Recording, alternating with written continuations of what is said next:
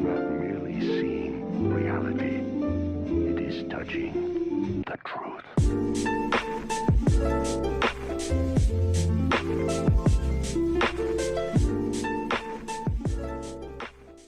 What's going on, everyone? Welcome back to Chronic Gamer. My name is Matt, and this is my final thoughts and redirect for episodes 91, 92, and 93 of One Piece. So go ahead, click the link in the description, check that out, come back here, and let me know what you think in the comment section.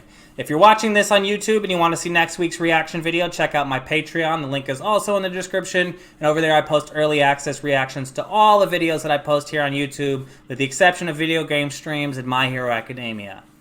Okay, I got to keep this quick because I'm running real low on time, but I want to talk about a few things. I really liked these episodes. We've wrapped up the Drum Kingdom little mini arc there, and now we're finally heading over to Alabasta. They've made it in episode 93, but I'll get to that in just a second. We left the Drum Kingdom, and Chopper's now a part of the crew, and he's learning what it is like to be a pirate, and he's a little bit like Luffy. He really likes the adventure of it. Things are really impressing him, and if it's cool, he's into it, and I really like that. Things are going to come in handy having Chopper in the crew for sure. I mean, he could speak to animals, he's a doctor, and he's pretty strong, so I really like him. He's a nice addition. We've met the... actually, before I talk about that, I want to talk about Vivi taking that slap from Wapol.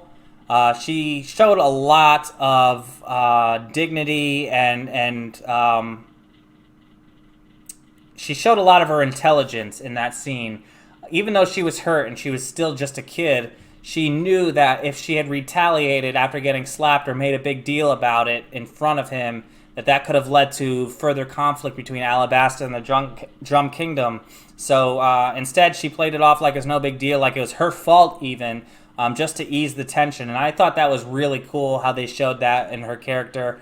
I really like Vivi, and it's going to suck to see her go after this arc. I hope that we get to see more of her after this arc, because she'd become a pretty cool character.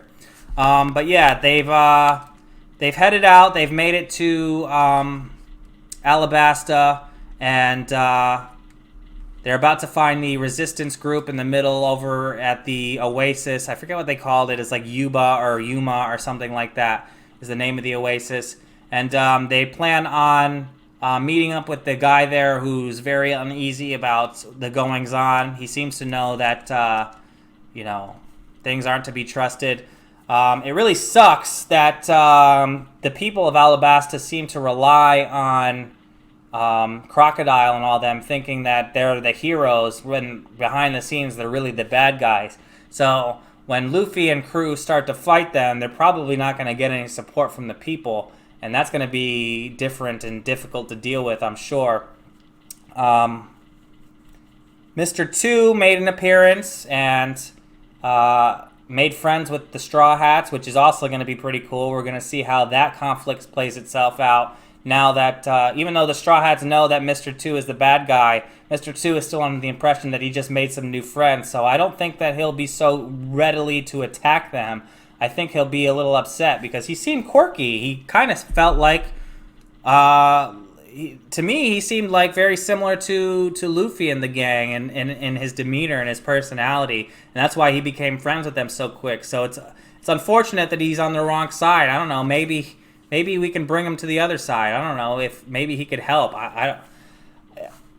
It's cool that they've made this friendship, and I think Luffy will still consider them friends even a little bit. I don't know how it will play out, but it'll definitely be interesting to see. It's kind of like with Kobe being on the Marines, with Luffy being a pirate. It's very similar to that. They're on opposite sides, but they're friends with each other. So, yeah, that'll be cool. But yeah, they're making their way out into the Oasis. They're going to meet up with the Resistance, and we're going to get some shit. We've seen a little bit of Crocodile again, and he's got a pretty intimidating presence.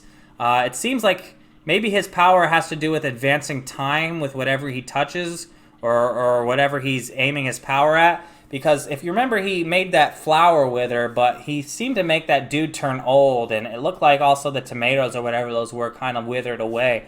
So I'm wondering if it has something to do with like advancing time, or maybe he's just, I don't know what he's doing, but it's definitely a very crazy Devil's Fruit power, and it'll be very formidable, and I'm definitely looking forward to seeing that fight. It'll probably be Luffy versus him, because Luffy fights the big guys, it seems.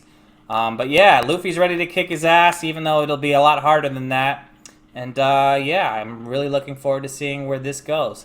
I have to cut it here because I don't have a lot of time, but really like these episodes, and yeah, let me know what you think in the comments section, and if you haven't already, like and subscribe. And until next time, I'm Chronic Gamer. Peace.